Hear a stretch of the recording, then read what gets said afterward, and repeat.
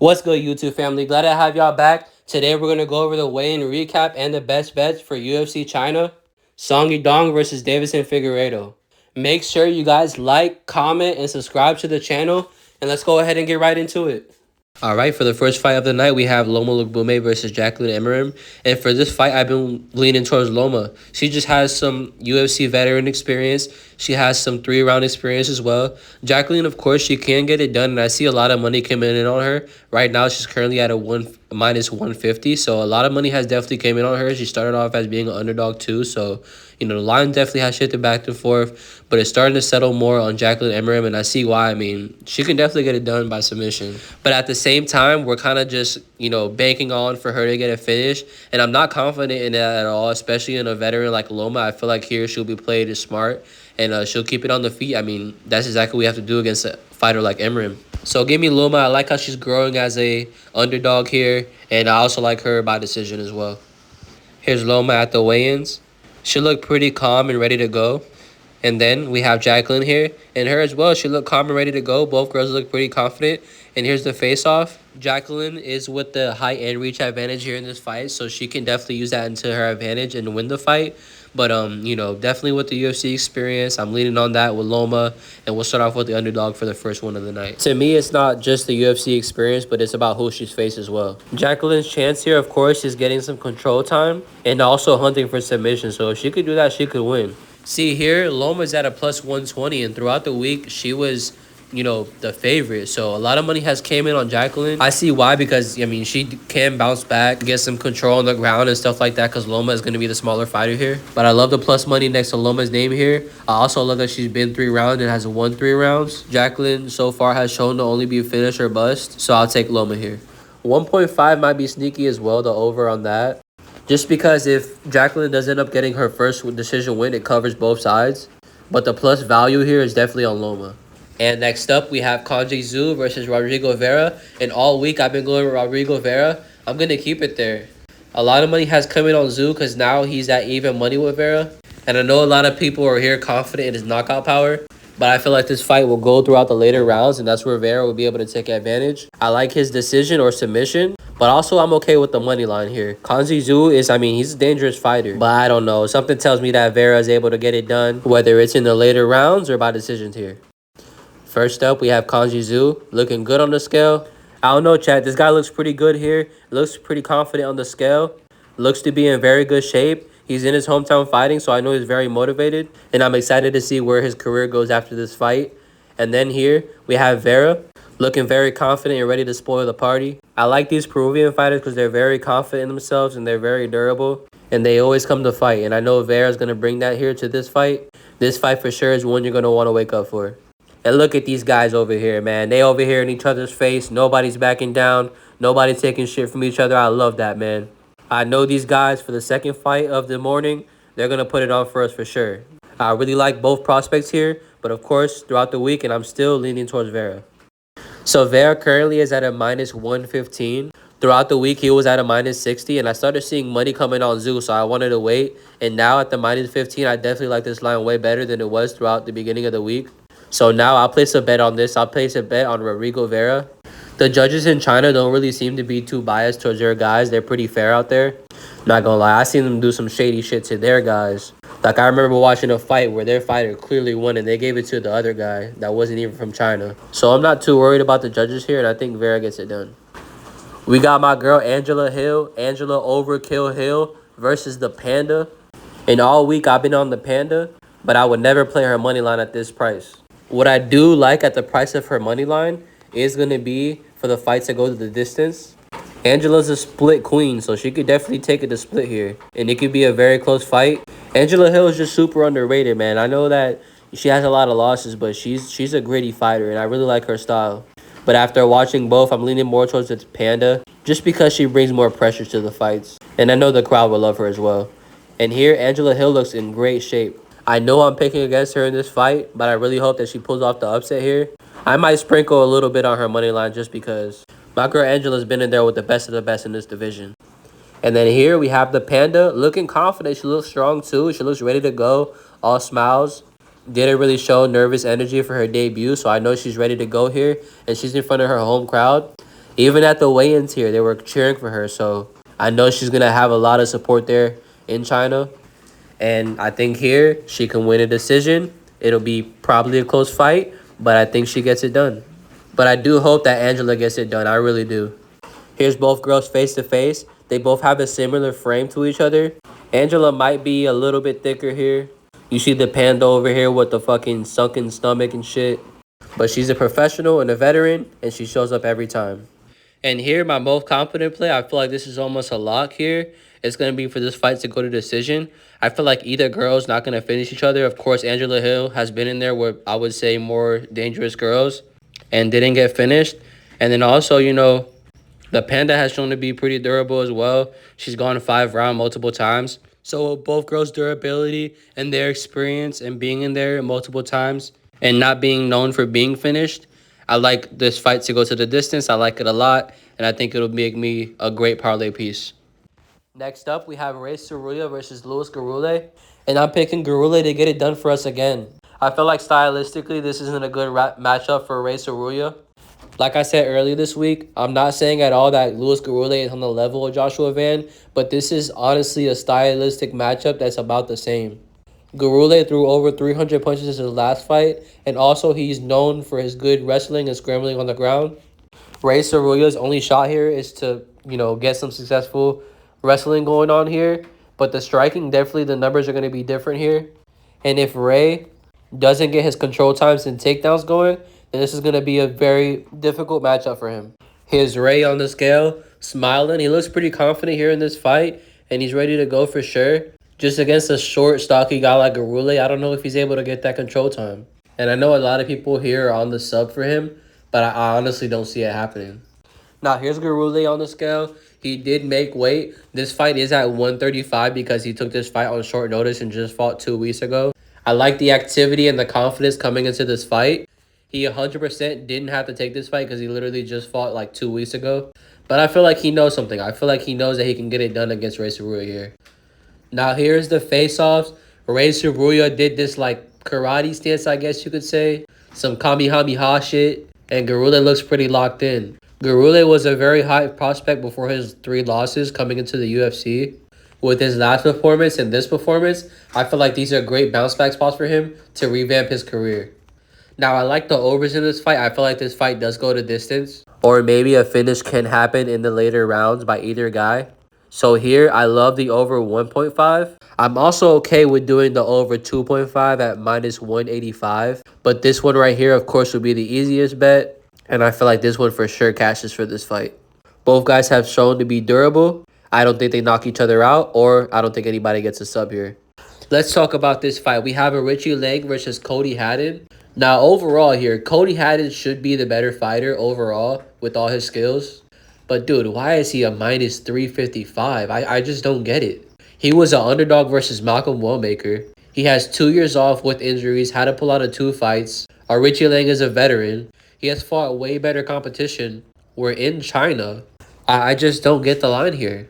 For a first fight back against a guy in his home crowd, I just really don't see the value of the minus 350. I think the only way that actually makes sense is if Cody Haddon was to get a finish here in this fight. There is, of course, going to be a difference in physiques here. Richie Long is like the tall and skinny build, but has some super good power in his hands. I mean, he's coming off of a 20-second knockout, and no matter who it's against, that's very impressive. One thing I would say is that Haddon came into this fight in very good shape. I mean, look at this guy. He's shredded to the gills. Looks super confident and ready to go. With the striking ability, the ability to mix it up with the wrestling, possibly have Richie Long thinking, he can definitely get it done. If he wasn't coming off the layoff and the injury and stuff like that, I'll have way more confidence in him. And it'll probably be a bet that I would slam. But I definitely see some value on a Richie Long, so if you want to sprinkle on him, you definitely can. But one thing I would say is that Haddon looks extremely ready for this fight, and he also looks super confident. Here's the face-offs here. Both guys look pretty confident here, and both were being respectful during the face-offs. There's a lot of bangers on this card, and I feel like this one right here is going to be one of them. And I do like the finish on either guy's side here. Both guys are very powerful. Haddon can get it done definitely by knockout or submission. And Richie Long definitely can land that one shot to lay Cody Haddon out here. So I like the chances for it to not go the distance at minus 145. Next up, we have Min Ding versus Jose Enrique. Money is coming on to Min Ding, and now he's the favorite. But I'm going with the underdog here in Jose Enrique. I like his height and his length here. I also like his elbows and his knees that he likes to shoot right up the middle. Overall, I do like both prospects in this fight. Both of them are coming off of a Dana White Contender Series loss, where here they're getting their second chance at the UFC. But I do feel like here, Jose Enrique gets it done, even though Meng Ding is very dangerous. Here's Meng Ding on the scale. This guy definitely looks good in shape, but holy shit, he looks way older than his damn Tapology picture. One thing I could say, though, throughout this guy's career, he has 28 knockouts. I can't think of anybody right now with that many knockouts. So that's something that's very interesting here. You can definitely get a finish. But I don't know, man. Jose Enrique looks pretty confident here. I feel like he's had enough time since his loss to come back and make the adjustments that are proper for him to win here. And I like him as a prospect coming into this fight. Now, here's our face-off. We have Jose Enrique and Ming Ding here in each other's face. Kind of had to get held back a little bit. Jose Enrique is definitely ready, man. I feel like he'll be bigger, faster, stronger here. But both guys for sure has what it takes to come into the UFC. I'm excited for both next matchups after this fight. But go ahead and give me Jose Enrique for this fight. Now, give me Jose Enrique at plus 100. Earlier, he was at minus odds. Now he's at the plus money, so I definitely see some value here. Last time we seen him at Dana White Contender Series, he did get caught pretty bad in the third round. So it's not out of the realm of possibilities here for this fight. But I feel like he clears here and gets it done against Min Ding. Even though it's in China, I feel like the Brazilian underdog here gets it done. And like I said, I like the plus money next to his name. All right, we have Luis Diaz versus Yisak Lee. And I'm pretty confident in Luis Diaz here. I feel like here, 100% he's live to get it done by submission or by finish. You could play that as well. But even the money line's not too bad. Now, Yisak Lee is a guy that likes to go all in. He doesn't at all back away from the fight. But I feel like here that's going to go into Luis Diaz's game plan here with being able to eventually get him down to the ground, grab his back, and get the rear naked choke. That's Luis Diaz's last win by rear naked choke, and also Yisak Lee's last loss by rear naked choke. So here, I mean, I'm not trying to do MMA math, but it kind of makes sense. Yisak Lee is a wild man, but I feel like that wildness gets him caught here, and I believe that Diaz is the better prospect here. So here on the scale, we have Felipe Diaz. This guy is built like the tank. Yisak Lee's name is the tank, but I feel like this guy's the real tank here in this fight. Because you'll see the difference in physiques here, you know. Yisak Lee, he came into this fight not really looking into the best shape and doesn't really look too confident as well. But you can see the visible abs there.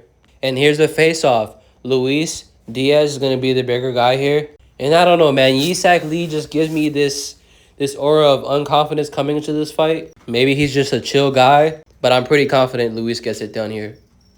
We like the money line here. And also, I'll show you this line here. We have a plus 200 for the by submission. I feel like this is a great spot. And for the main card opener, we have Alex Perez versus Simmer Derji. Alex Perez was able to make weight this time, but honestly, he didn't really look that good on the scale. I'm not going to lie. I do think that stylistically, he's the better fighter. He's definitely the guy that's going to be able to close distance on Simmer Derji. I mean, we can't sit here and compare Jesus Aguilar to Alex Perez at all. And if you look into the history, I mean, this is the type of fight that Perez wins, and this is the type of fight that Simmer Derji loses. I would say the only thing that concerns me here is Alex Perez actually making weight this time. He does look a little bit drained, of course, because this time he had to make the weight. And we'll go ahead and take a look at that here. So here we have Alex Perez on the scale. As you can see, right in the middle, he's visibly sunk in. And I'll show you something in the face-offs I didn't like as well. But before we do that, Simmer Derji, he does look in pretty good shape. Alex Perez is just a tough matchup. He could possibly pass the test here, though. Okay, so let's talk about it. So for one, I don't like how Alex Perez kept his shirt on for the face-offs. It kind of raises some concerns for me. Then I saw, of course, how, before this, how he looked on the scale. And I didn't really like that either. Simmer Derji does look confident and looks to be in way better shape than Alex Perez here. I do pick Alex Perez, but I honestly wouldn't bet him. So no money line here, but I do like the finish only prop. The only way this loses is if Alex Perez loses by a finish. And I don't see Simmer Derji being able to finish him in this fight. Alex Perez does have the clear grappling advantage here.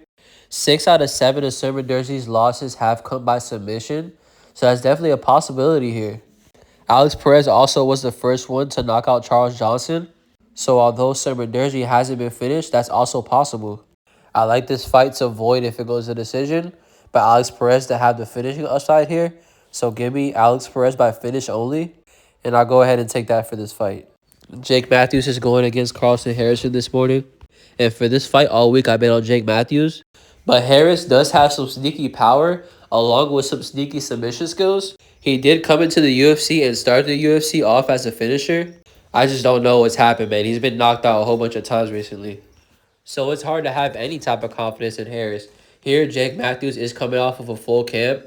A lot of money is coming in on him since he's like a minus 500 now. I kind of like the minus 300 more, but I really don't trust Jake Matthews here for shit. And here's Jake Matthews on the scale. Looks to be in pretty good shape and ready for this fight here. And this guy looks pretty strong. Jake Matthews been in the UFC for so long. He's just a guy that has some good all-around skills, but he's not really spectacular in like just one thing. I still am very impressed with his win over Chidi in the first round. And he almost had another finish in his last fight the first round. But Jake Matthews has shown to be a guy who can get finished in the third round. That's why I really don't trust him, because he could look good a whole fight and then the third round, like, he could lose. It's happened already more than once. And even though Harris here is stepping in on short notice, he was getting ready for Chiesa, so I know that he was working a lot on that grappling. If Jake decides to play stupid games here again, he'll go to the ground, but if he decides to play it smart here, he'll keep it up on the feet, and he could eventually for sure get a knockout. I don't know where Carlston's chin been at. Now, here's the face-offs. Can't really see too much because Harris has the flag covering him, but Harris does have the slight height advantage here. I just don't think that this matters coming into this fight, and I think Harris might be on his way out. For some reason, this week he's giving me Garimbo vibes. Kaya Sakura goes against Cameron Smotherman here in this fight, and all week I've been on Kaya Sakura, and I feel pretty confident in him here. Here it does say 5'8" to 5'9", but in the face-offs, things were a little bit different. Kaya Sakura has been in there with way better competition. All respects to Smotherman, but this is a guy that he should definitely run through. And if he doesn't, cut his ass. Kaya Sakura is back at 135, so here he's going to be stronger. He's going to feel better. And in this fight, I feel like he'll have way more confidence in front of this Asian crowd. And here we have the battle of the noses because Cameron Smotherman's nose is fucked up. And so is Kaya Sakura's. I don't know what they got going on with their noses. But Cameron looks pretty confident coming into this fight too. Last time he had a bad feint making weight. He pulled a Buckley and acted like he was going to feint. But this time he was able to make the weight on point and make it good. Now here's the face-off. For some reason, I thought that Kaya Sakura was going to be way more smaller than Cameron Smotherman here. So I was a little bit worried about that coming into this fight. But they seem to be the same size. Kaya Sakura's back at 135 where he belongs. And here, this should be his showcase bout. If he doesn't show up in this fight, I honestly think that he's no longer UFC level. If it wasn't for the Pantoja fight and for the Tim Elliott fight, this line would not be at a minus 300. This line at very least, if this is his debut fight, this line at very least would be at least at minus 500, and it would grow throughout the week. Here at minus 300, I feel like this is a discount for a striker like Kaya Sakura against Smotherman, who's never attempted a takedown in his career. So I like Kaya Sakura moneyline, and I think it's a great parlay piece. We have two heavyweights battling it out. We have Sergey Pavlovich versus Talison Teixeira. Now, Sergey is for sure the better fighter here. He's a UFC veteran with some crazy knockout power, but he actually has shown recently as well that he can go to decision perfectly fine. Talison did just go to his first decision, his last fight against Tai Tuivasa, where he looked like complete dog shit. I mean, my guy was panic grappling against fucking Tai Tuivasa. Like, holy shit. Tai Tuivasa has like 6 losses in a row and was coming off of a huge layoff. One thing I can say is I did bet Derek Lewis versus Talison Teixeira. And the reason why is just because of the experience gap between the two guys. Derek Lewis has been in the UFC for a long time, has the record for the most knockouts in the UFC. So at plus like 400, it was hard to not take Derek Lewis. And he was able to get it done. But one thing I would say is that we got real lucky there because that was a fluke knockout. I'm not going to lie. So if you see on his record, he does have 1 knockout loss in the first round, but he's never actually been knocked out cold.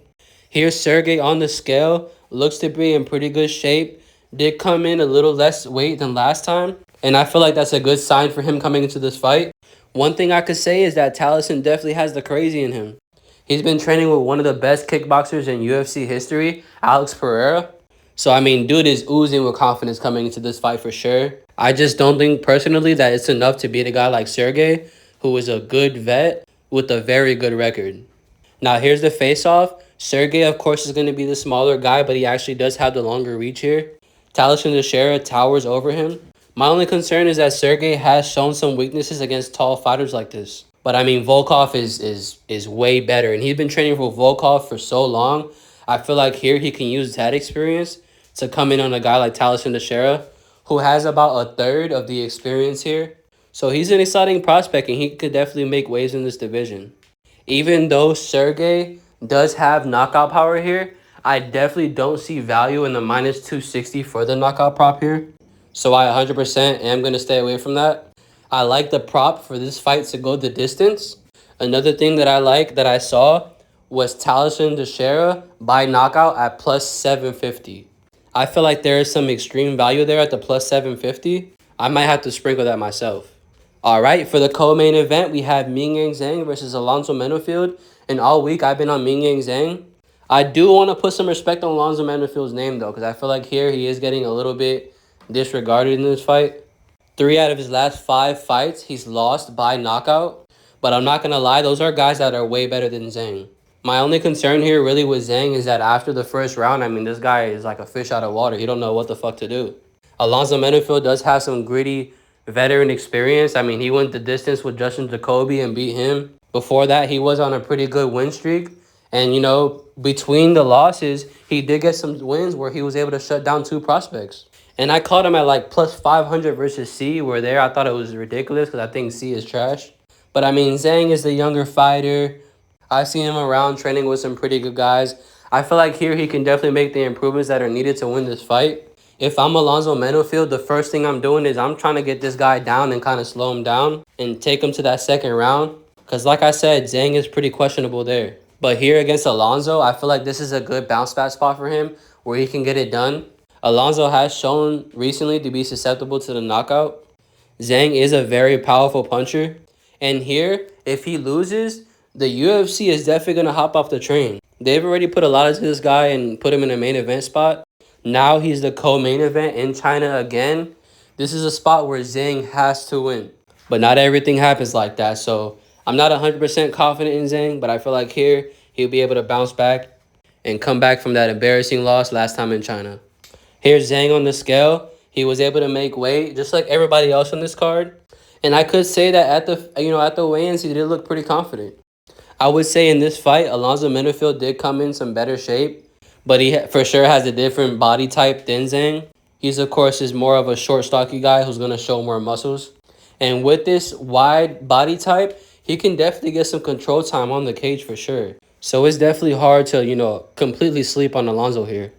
Now, here's the face-off. Both guys were in each other's face, but pretty respectable. I would personally say that Alonzo came into this fight in a bit of better shape. I did hear some things that kind of concern me about Zhang coming into this fight. I know that he has a lot of pressure coming in on him because of his last loss. But here, I feel like he's able to execute the game plan and get a finish. For this fight, I would say that this is my most confident bet for this fight to not reach the 3rd round. Both guys aren't very durable, and both guys are very dangerous. To me, it'll be super odd if this fight goes to decision. I like this fight to finish in the 1st or the 2nd. So give me minus 325 for this fight not to reach the 3rd. And here we have the main event of the evening. It's Song Yadong versus Deiveson Figueiredo. Now, make sure you guys like, comment, and subscribe to the channel. I love and appreciate the support. And for this fight, I'm going with Song Yadong. Song Yadong is a young fighter with a ton of UFC experience. And this fight is at 135, which is his natural weight class. Now, Deiveson Figueiredo has got some disrespect to his name because the line is pretty crazy here in this fight. And this will be the 2nd time in a row that he's a huge underdog. But I honestly see why. I mean, Song Yadong definitely, I think that he's the better all-around fighter. I think he's better in the feet. I think he's better when it comes down to the ground. He'll be able to stay out of submissions of Figgy. He can start off very patient and then push a pace throughout the fight. Song has shown to have even 5-round knockout power, getting a knockout in the 5th round versus Ricky Simone. So I really like Song in this fight. And I have a prop that I really like for this fight. I'm going to show you that here shortly. But first off, let's look at the weigh-ins and the face-offs. Every single fighter on this card did make weight, so I'm very impressed by that, and I'm glad that no fights were canceled. Song Yudong looks amazing on the scale, but I'm not going to lie, Figgy looks good on the scale as well. Figgy was able to make weight this time, so he looks in pretty good shape, has some abs, and looks pretty lean here coming into this fight. And I think that's definitely something to note here, you know? I feel like he came into this fight in really good shape, and he's taking this fight serious. And now, here's the face-offs. Both guys had to be pulled away from each other. Song Yudong came out pretty hot being the aggressor, but Figueiredo definitely didn't back down and he was with the shits as well. I'm excited for this card, I'm excited for this fight, and I'm excited for everything that's coming forward. Thank y'all for pulling up on me and checking the weigh-in recaps with me. Now let me show y'all the prop that I like here. I love Song Yudong over 1.5 at minus 275. Now, I know the money line is definitely the line that's going to be the most secure here for this fight, but I like it to go over 1.5. I feel like here he can definitely get a later finish. I feel like since Figgy came into this fight in pretty good shape, he won't be an easy guy to get out of here quick. So give me Song Yudong over 1.5. Make sure you set your alarm because this card starts at 4 a.m. Eastern time. I already got my alarm set. I'm ready to watch the fights. Thank y'all for pulling up on me again for my weigh-in recap and my best bets for each fight. I hope y'all have a blessed rest of your night. And as always, let's go.